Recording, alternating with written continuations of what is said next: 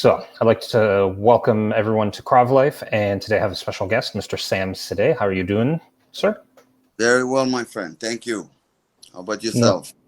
I'm doing awesome, and thank you for coming on. It's an honor. Um, Now, I just want to get started with just some background information on you, because a lot of people will know who you are, right? But then there's a whole group of people that are newer to Krav Maga that don't know who you are. So let's just start with some background. How did you get started in Krav Maga? Well, after I finished my military time, I was airborne in the Israeli military, Hmm. infantry, and we finished. I finished, and I was very attracted to bodybuilding at the time, so I started to train. Um, I grew up in a kind of like an area that was not that safe sometimes, and get used to. I always had in me. And after my I think last time that I was competing in Spain, representing Israel, I decided that it's not for me anymore. Hmm. So since I felt like I have the talent for the fighting, and I was um, doing a lot of it when I was growing up. I kind of like started to look for school in my hometown, and see.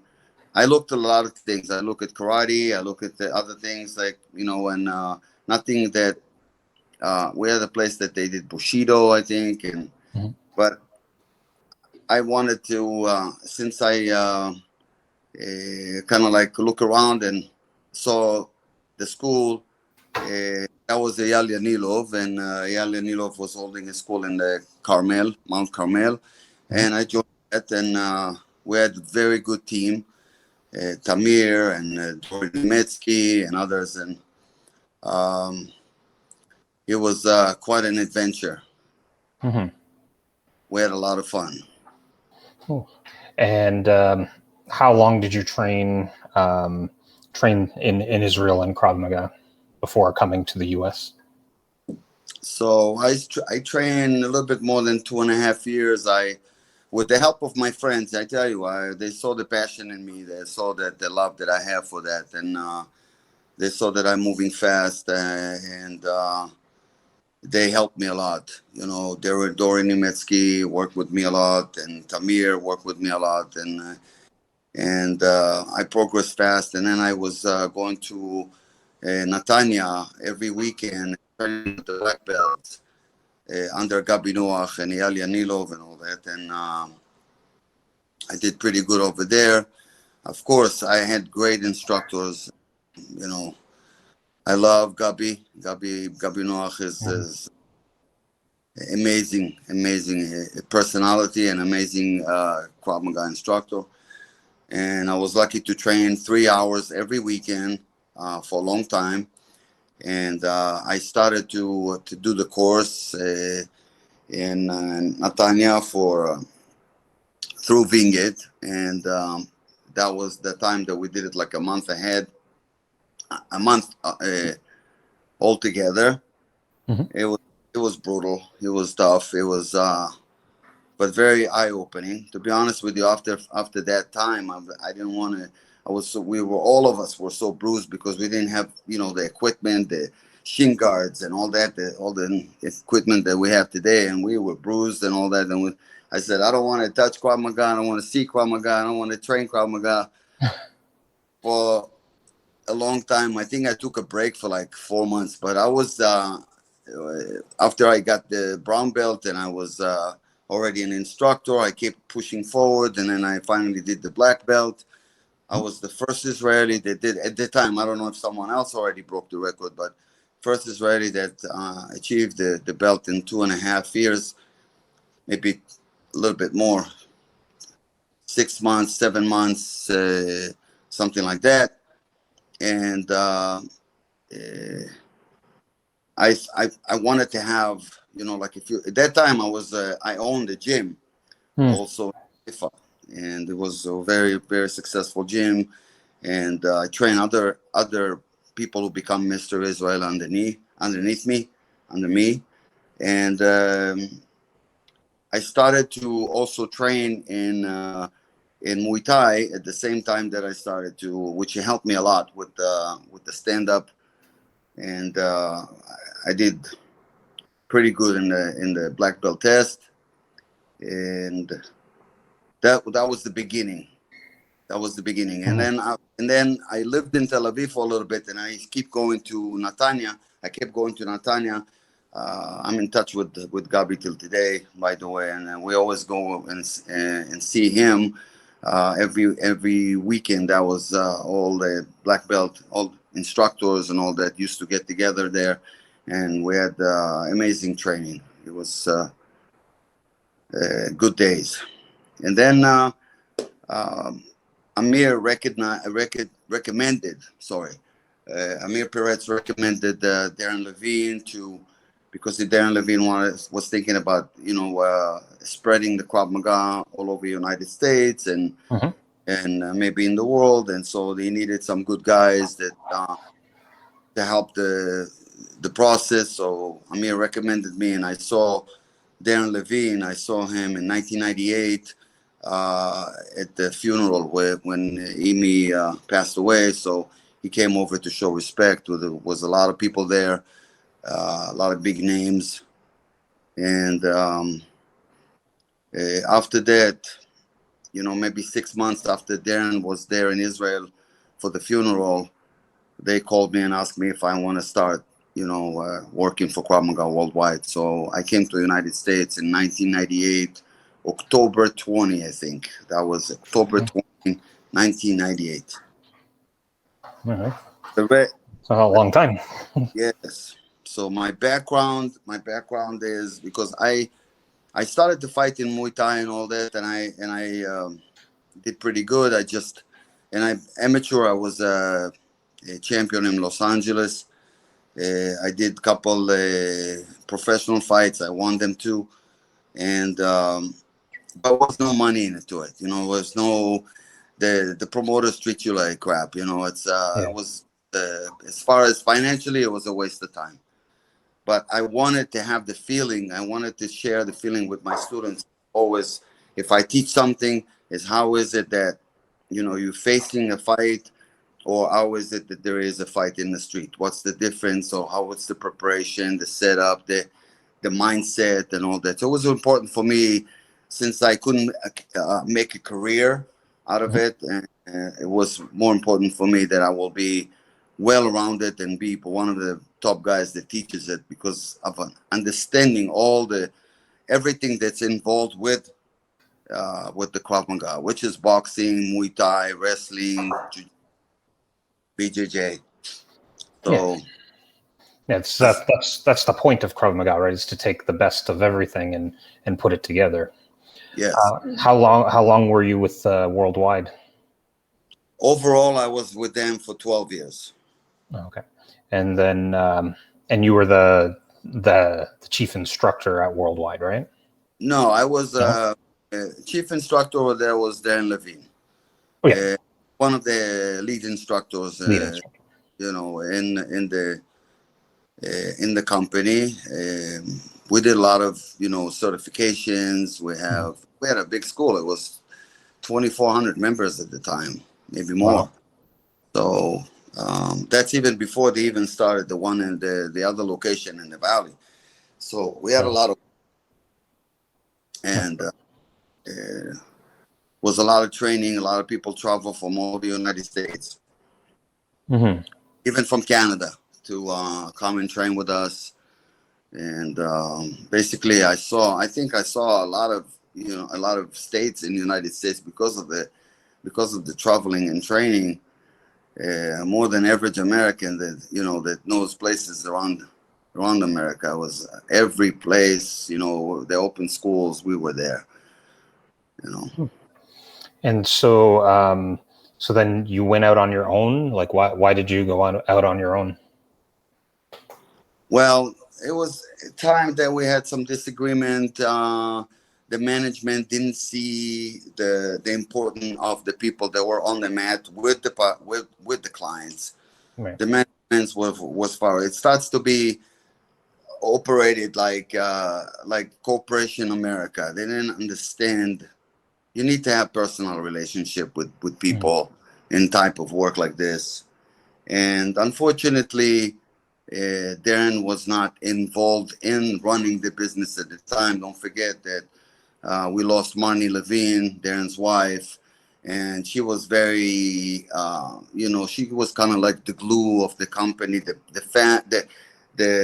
glue that put everything together. So it was a different atmosphere at the time. It was like family, it was a Right. good feeling to belong to that organization because of it. And then after Marnie died, unfortunately, God bless her soul, she was a dear friend of mine, and one of the saddest day of my life, to be honest. So after that, things were different, and Darren didn't know all about that. He didn't know nothing about it. He didn't know what's going on and how the management is treating the people, and so he was kind of like, a little bit upset with me that I wanted to leave, but I couldn't take it anymore, and I found out in a way that I am going to grow old, and I'm going to be broke, and I'm going to be broke financially, and I'm going to be broke physically, and I have no pension because I was, I promised in one time that I'm going to be a partner in the company. I promised one that we're going to have, pension if we work all the way to, the right age. And we found out that none of it is going to happen. So I had to make a decision, unfortunately. Otherwise, my plan was to be with Krav Maga worldwide for the rest of my life, as much as I could, Well, that's too bad that happened. But you struck out on your own, and so what are you doing now? Like, what have you been doing since then? Well, I established, I started Alpha Krav Maga International, which is a great company. We got to the point that we had 36 schools.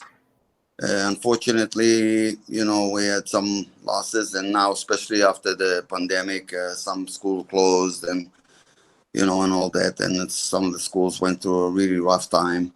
Yep. So, trying to recover from all this, and keeping everybody aware, and drills and stuff we put on our page on Facebook, which is only related to the instructors with Alpha. Trying to, because of how difficult right now is to travel with the mask and all that stuff, and people, so it's hard to get people to train again. But we're going toward that back again. We have already few black belt underneath me with Alpha, which is a great achievement, and we're gonna start training more. We're gonna start training more people for instructors. That's good. That's good. Sorry? To get some business. So, days, but we'll get over it. And I have the school right now in Scottsdale, Arizona, which also when we open it, like a year after, right away, when we started to see some progress and start to see some clients and all that, then it closed, and we lost about 70% of our clients. So the whole pandemic's been rough on everybody. I'm in the same boat, having lost a lot of students. So, but let's talk a little bit about, because you got a wealth of teaching experience, and I've talked to other guys that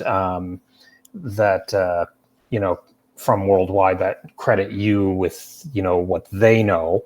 And can you tell me like a little bit about, if a student comes into your studio, what's the process that you take them through? Like, like, what are the first things you try to teach them? What's kind of like your philosophy when you're teaching someone that's brand new? First of all, we get a lot of people that never had a fight in their life. Hmm. So we right away teach them how to get a little bit tougher, and it gets from day one. Okay, if, for example, why are we stepping from passive position to, if you're right-handed, left foot forward, if you're lefty, right foot forward? Why we don't take a step backward? Hmm. Because we don't back. We fight. We fight back. People start, we finish. And my approach is very aggressive. Very aggressive. You want to finish a fight, you finish the person. You finish it. You don't see us demonstrating anything demonstration like plug, kick, or headlock release and going like this, moving out like some other people posting. No, with us, it's all the way to the end, all the way to the floor, making sure that they're going to be comfortable staying on the floor. Hmm. So more realistic. We even our nickname, kind of like in the Krav Maga community, that we are hardcore Krav Maga. Hardcore.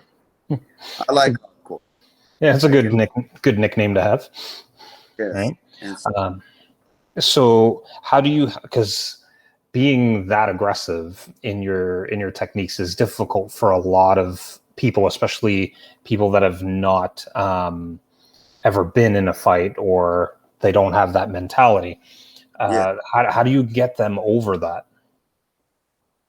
Well, it's a process of training. It's Hmm. a lot of stuff during the training. Some people don't even, didn't do push-ups for years or sit-ups for years, or so they come and, we start with that, and then we, how we punch the stomach, and we Hmm. do sit-ups, and we hit with the focus mitt on the stomach, or we use medicine balls, or we take sticks and we hit the abdominals area, the obliques and upper lower stomach. Hmm. Uh, I make them tough. They when they start spar body shots and all that, they understand they have to go. Otherwise, they're getting beat up. So they have to fight. And I put lines and I go, okay, you don't move from this line, you don't move from this line, and you fight for your home. So slowly, it's a process. There is drills to do that. You build it up with them. You get them to be more aggressive, a little bit, a lot more awareness. Hmm. Um so it all starts with drills. There's a lot of good drills to do that. For example, let me give you an example. Okay, um, uh, I teach them to bob and weave inside the fences and all that, right? And Right. then I teach them there's drills that you can cover your face like this, and someone is punching, but you have to see the punches. You have to keep your eyes open all the time. And then I teach them with their hands down. If someone throws a jab, or the partner works jab or right cross, 10% speed and power to learn Right. how to headbutt the fist. Okay, so if your hands are down and you see a punch coming, you go right away to it. Okay, Okay. it just teaches you not to be scared of it. When you start to teach people not to be scared of things that they are familiar in the school, that they doing it on regular base, Hmm. they start not to care. When I don't care to get hit, then I become more vicious. Hmm. You understand? More tougher. So So they have there to they have to there's under. drills, and I want to take this an advantage. I want to take advantage of this interview, and I want to thank all the people that I worked with, that I managed to get all the information that I need as a coach. Hmm. Uh, you know, People like Bas Rutten that I trained for many years, Amir Peretz, Eyal Yanilov, Gabi Noach,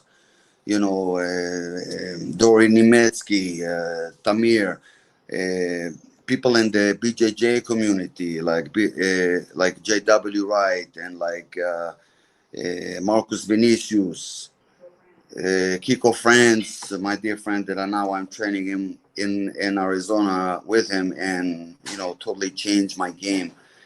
Um, Hall of Famer boxer from St. Louis, Kevin Posada.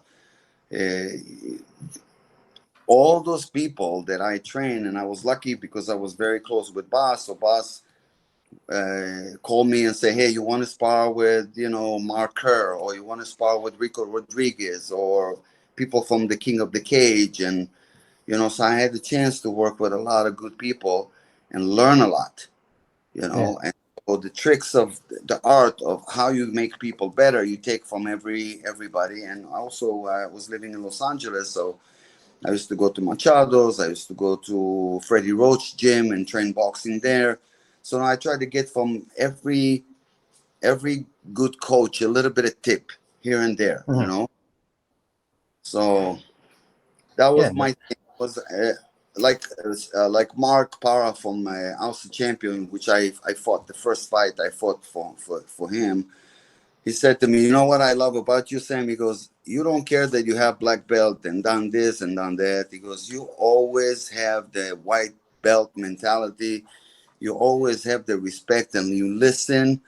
Every time coach says something, you listen, you're absorbing. And I think in our field, you have to. And if you want to be a good coach, you have to continue learning. You have to continue being evolved with the martial art world. And so I want to thank all these people, and this is what I bring to the table when students come to train with me. Mm-hmm. Yeah, and you hit it right on the head. Is that philosophy of, like, first off, train with the best if you have that opportunity, but learn from each person. Go in with a white belt attitude, because even in a fight or a self-defense situation, it's always evolving. Right. Yes, So the self-defense situation, even as you're in it, evolves, and you have to be able to adapt. If you're too rigid and this is the way, this is the way, this is the way, you yes, learn nothing, and it's actually makes you less safe than more safe. yes, Right. totally. And I also believe, if we're talking about all this, I also believe as a coach, I'm a leader. I'm a leader in the school. I'm a leader in the company. I have other coaches, looking up to me. I have to lead by example. I can't just, like write something and tell them, hey, go do it. Unless I did it myself. So Mm-hmm. I still spar. I still roll all the time, 4 times a week. And I'm almost 57. Imagine in 3 years, I'm going to be 60. So I keep pushing all the time, because I always believed, even from the military time, that you always, if you want to get people to respect you, to understand what you're trying to do, is lead by example.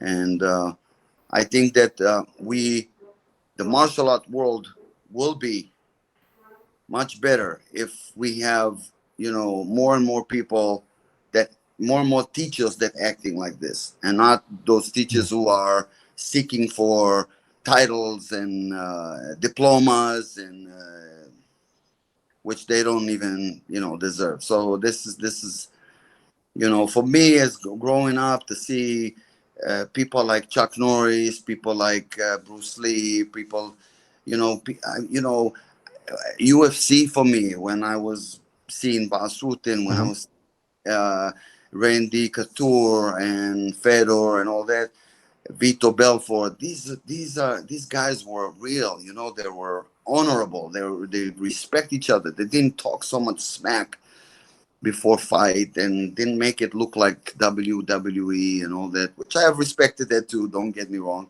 It's they're amazing athletes, but with the martial art world, we need, this is what it brings, because we're dealing with kids, and we need to educate them, and we need to make them good people.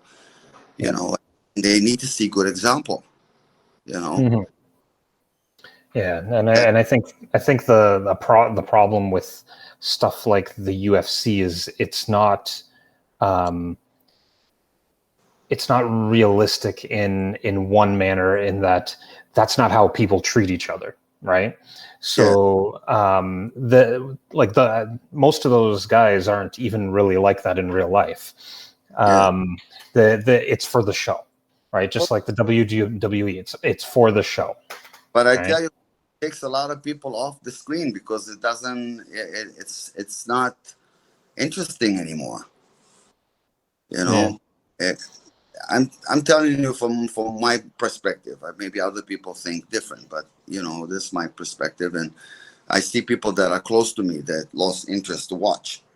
And I remember when these guys were fighting, the people that I mentioned before, every weekend that we had a fight, it was like a party, gathering together and watching the fight. It was amazing. And kind of, like because of the atmosphere and all that, and with this show and how people act foolish and all that stuff, it just took the pleasure away from me. Like it wasn't the same thing. Yeah, because though it's not your morals, right? So it's hard to watch something, especially when it's related to what you love to do every day, and it's not the way you're used to seeing it. But they're making their millions of dollars, right? So if they stop making the money, then they'll change the way they do it. That's for sure. So where do you see, or what are your goals for Aplha in the next 5 years, 10 years, going forward? Like, what do you want to happen in your organization? In my organization, first of all, I want to get back to the same amount of schools that we used to have, at least that, or around 30, 40 schools. And I want people that goes to train Krav Maga to learn the real deal of Krav Maga. I don't want them to, because a lot of the time I see schools, for example, why am I saying this? Because I see schools that are compromising on the techniques because they don't really know it, and they make it more like aerobic. So they're killing the students with drills and all that. But when I see the students coming to me, they don't know anything about the technique. So people kind of like take, and we have to understand that Krav Maga, like BJJ, okay, that's why I love to combine them together, because Krav Maga and BJJ designed to overcome bigger, stronger opponent. If you are technical, we're going to have always someone stronger, bigger, stronger than us. There's always someone bigger and stronger. Okay, that's not a secret. But if I am working on my technique, or I train people, I train a female that's 125, 135 pounds to overcome someone like 200 pounds or more. Okay, that's because I gave her the right tools to do so. Does it make sense? Yeah, no, that makes perfect sense, and I think that's one of the good things that that Brazilian Jiu-Jitsu has given to Krav Maga, is a way to help Krav explain the principles of like leverage and time and distance and all that stuff.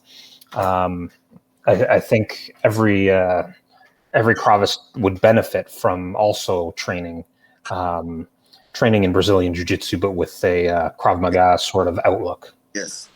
So another thing I want to talk about the same question that you asked me before. What my expectation? Since I have now few instructors like Bert Whitty, my partner here in Scottsdale, George Bruyan, Dennis Amato, they're all 4th degree black belts, and now we're having people that are moving up as well, like Doug Pike from New Jersey, very talented people. And so I want to start, since they are in different locations in the country, for them to take over on the courses and train the next generation of instructors underneath them, so they are part of the company with me. They share the values, and they share the, if it's money to be made, or like the achievements, training more people. uh, I wanted to share with my instructors, so the instructors will do well themselves. Right. It's all about their success, and that's what I'm pushing for. I want my school owners to be successful, because their success is my success. Mm-hmm. And when they teaching the proper Krav Maga, I'm happy, because I don't want to see the lack of understanding. And I tell people, I don't want you to say things like, for example, I used to hear it before.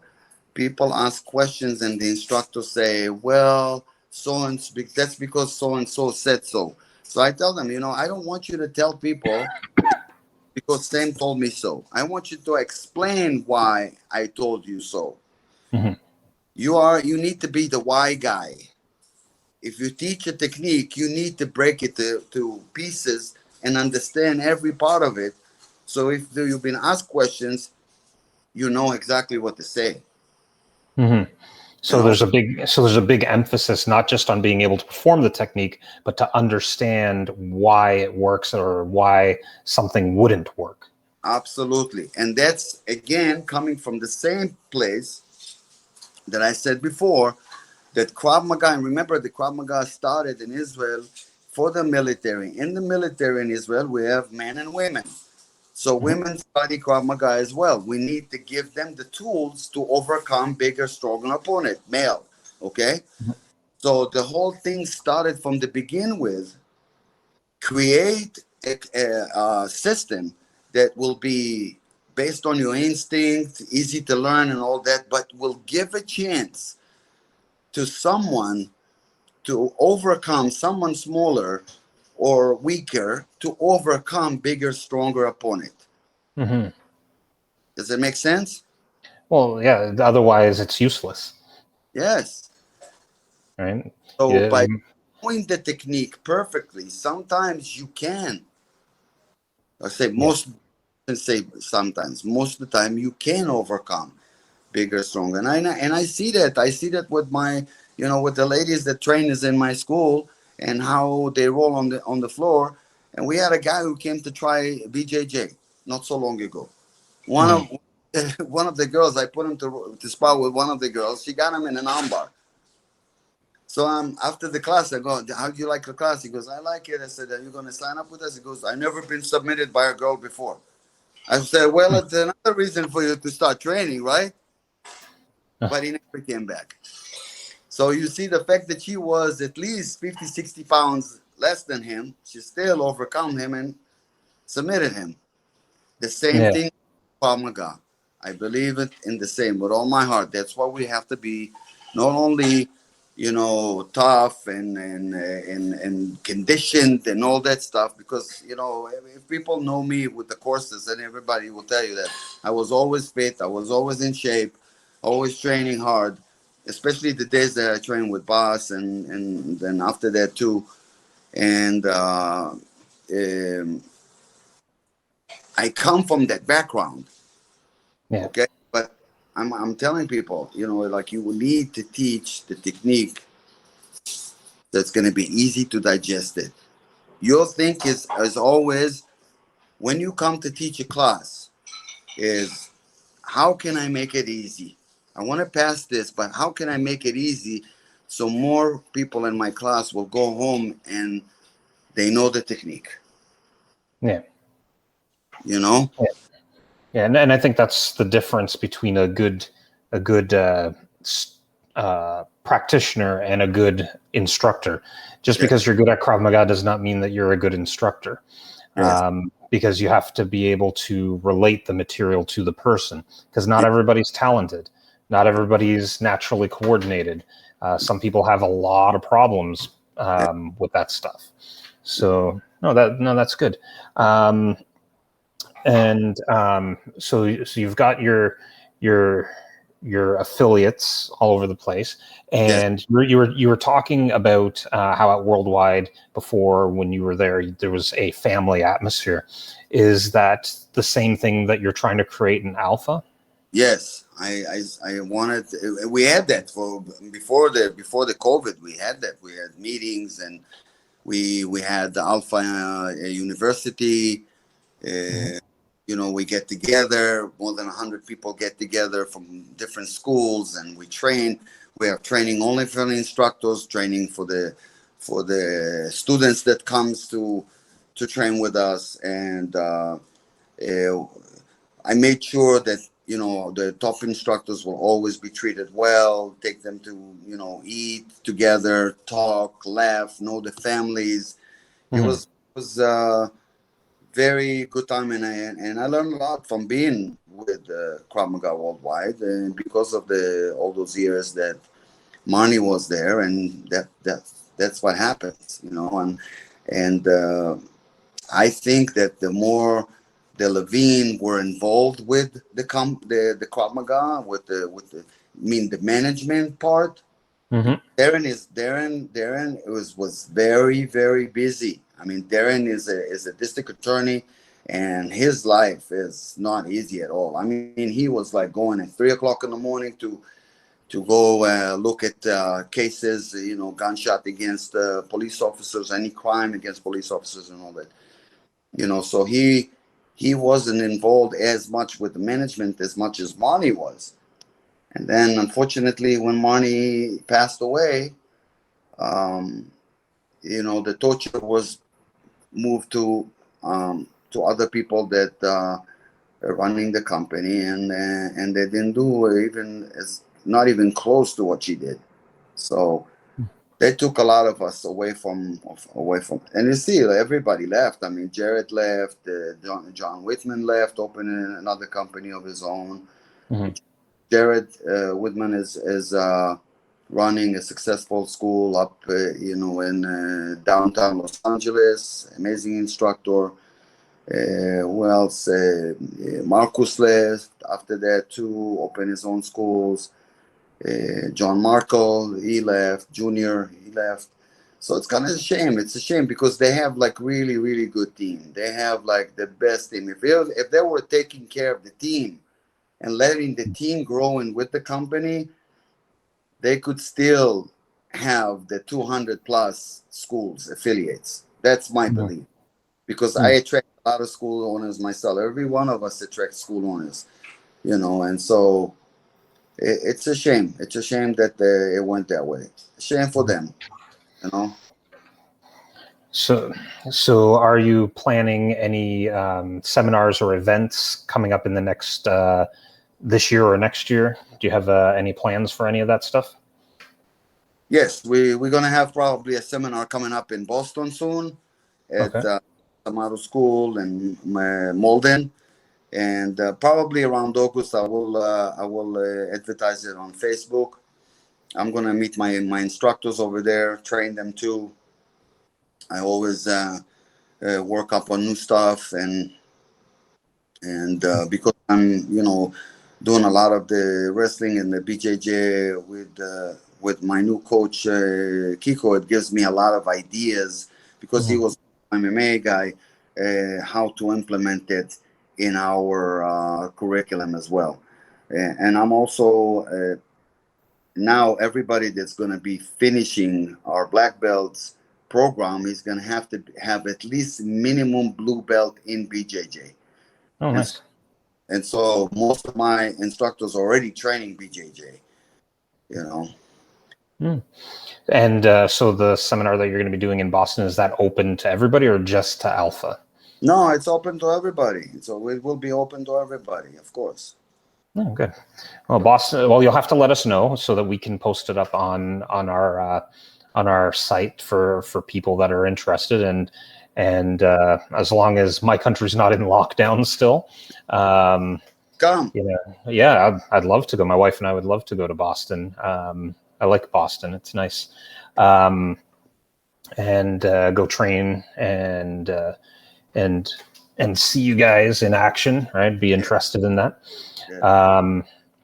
So if people wanted, you're in Scottsdale. So if people wanted to come train with you in Scottsdale, where would they look you up? I am located in, should say, northeast Scottsdale. Okay. I am located on Shea and Frank Lloyd, and And is it better to call you or email you? call me, email me. The same. It's the same thing. Call or text is even better than email.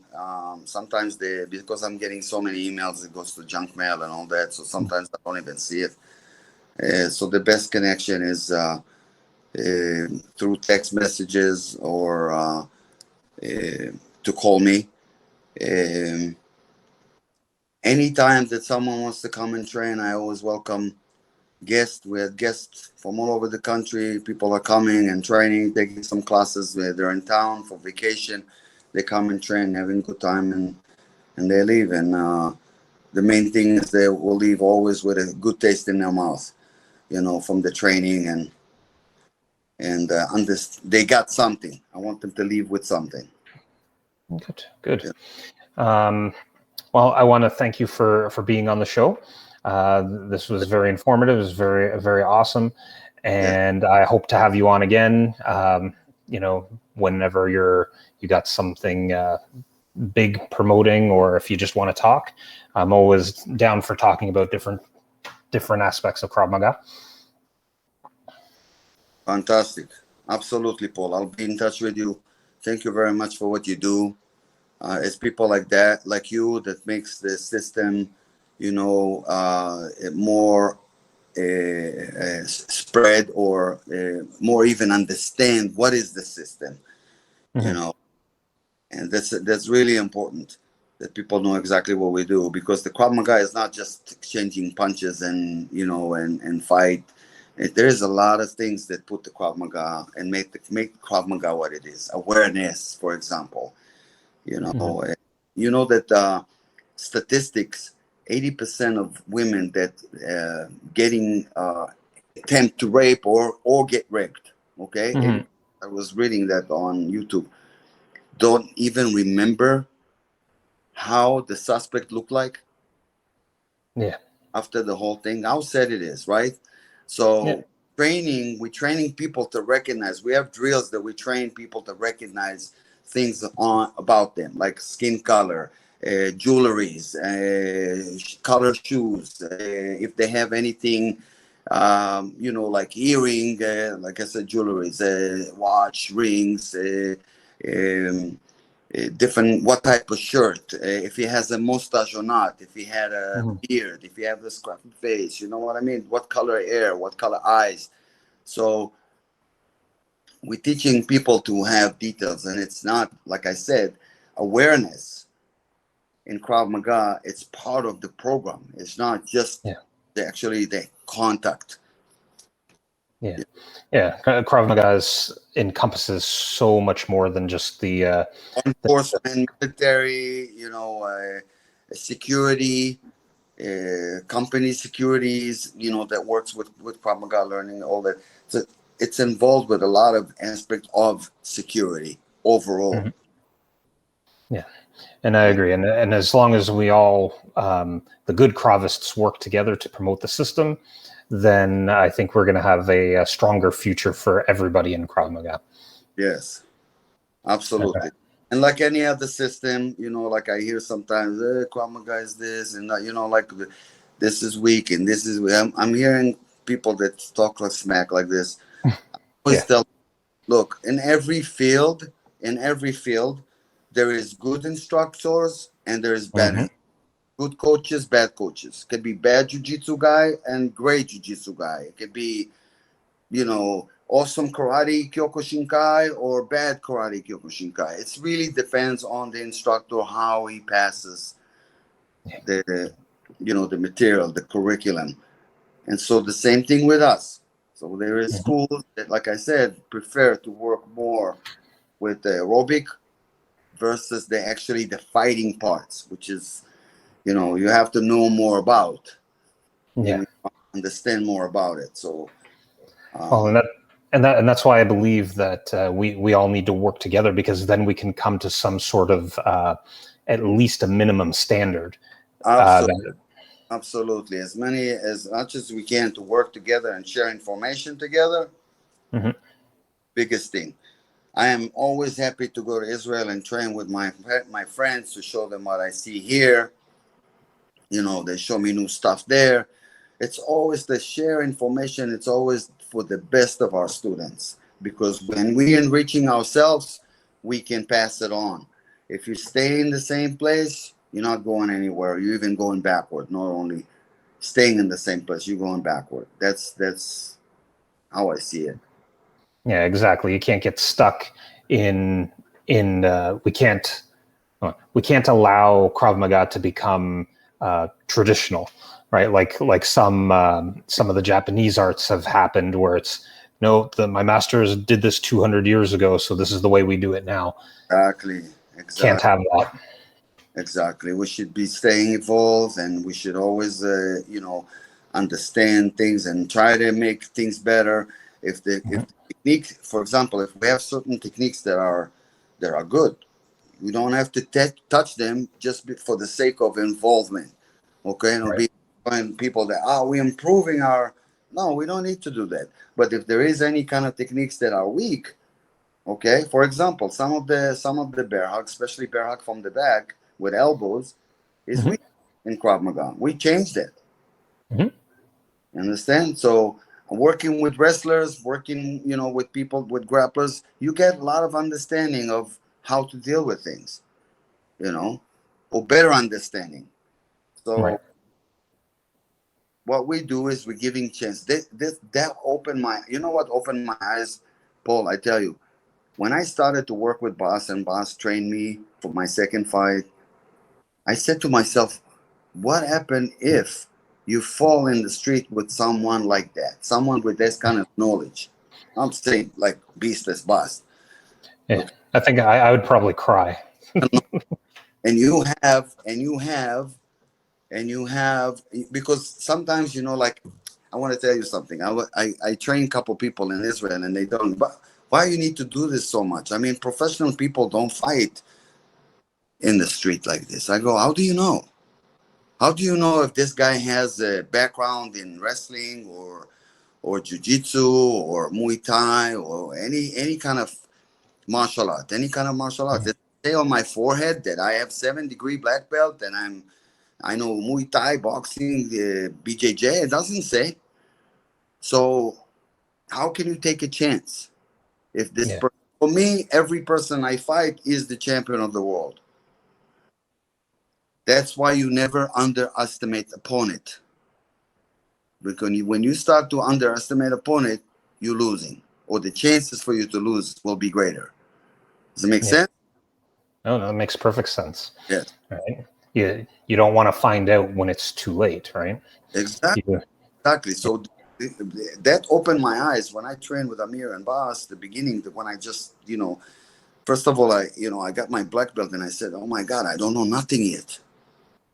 I'm just finishing high school. I'm moving to college or university right now." Mhm. It starts to open your eyes, and there's so many great things that we can add from the martial art world to the street fighting, and give a better chance to our students to survive attack. Exactly. Well, once again, great insights, and I really like your philosophy on Krav Maga, and I'm sure we're going to talk lots in the future, and you'll have lots of chances to to spread your knowledge, right? Because it's the guys like you that have all the great experience that need to be putting it out there, right? Otherwise, it's going to be someone that's seeking more like fame or fortune that's just going to put crap out there, and people are going to believe that that's what Krav Maga is, right? Yes. I like to take and tell you this, and we're gonna if I'm stretching this too much, you let me know, my friend. Oh, no But problem. take this, like for example, when Amy one day in a lecture told us, Worry about the people. Take care of the people. The money will come. Don't worry about the money. Take care of the people. The money will come. I mean, take care of the business as far as the people who come to the business, and then more and more people will show up because people talk. Yeah. Oh, and so I followed it. First of all, the people. First of all, my clients, the people that I work with, instructors, my students at the school. Always first, and I try to help them as much as I can. Business later. And I just followed it. I like to follow that stuff. I like to follow stuff like, for example, Darren Levine had a lot of comments, and by the way, he was great. He was great with the students and amazing instructor as well. I learned a lot from him too, because I was lucky to always work with him and teach together. And by the way, we still in touch all the time. We're constantly sending text messages and talking on the phone. But I have a lot of love to this man. So people like him, people like Amy, people, you get every time they say something, it clicks in my head, and it's always that. How do you have a moment sometimes when you see technique that you worked on before, but the instructor put a little bit of tweak to it that makes the escape or makes the attack much better, much greater. It's just a tweak, right? That's the moment, like when you were like, oh man, I have to save it. I'm taking this, it's right in the vault right now. It still happens to me all the time, and so one of the things that I'm also teaching my instructors, I'm telling them, listen, I said, if we bring someone to teach not from our system, okay, and you see stuff you don't like, don't worry about that. Just put it on the side. Take what you like and store it. Okay? Take what you like and store it. Because you can always gain from everybody something. Yeah, I believe that too. That will make your system or your curriculum a little bit better every time. Yeah, no, I agree, and even you can learn from other instructors, and sometimes you can even learn from your own students. Absolutely, right? absolutely. Right, like you get that one brand new student that just moves in a really odd fashion, and you start thinking to yourself, well, how would I defend against this? Right, because it could be the drug addict on the street that moves unpredictably. Yes. Right, not everybody moves like a fight. Sometimes it's easier to fight a fighter than it is to fight someone with no experience, because a fighter has rhythm and timing, and it's the brand new the new students that are you have to watch out for. Good. If you were talking about that, you always get injured from people who has less experience than people that have more experience. Yeah. That's so true. Been there lots of times. But anyway, once again, I want to thank you for this. It's been a pleasure. And love that. Thank you very much. Thank you very much for everybody that were listening. It's an honor. Again, I'm located in Arizona and Scottsdale, and anybody that listens to come and visit is more than welcome. Yeah, and we'll put your contact information underneath the video, and also we have to make sure I don't like, because we have the directory for Krav Maga studios. We'll have to make sure that all your Alpha studios are on our directory, so that people that belong to Krav Life can find you and your affiliates for sure. Thank you so much. Appreciate that. Yeah. All right. Well, thank you for joining us on Krav Life. You have yourself a good day. Thank you very much, Paul. Have a good night, my friend. Thank you so much. You too. Bye-bye. God bless. All right.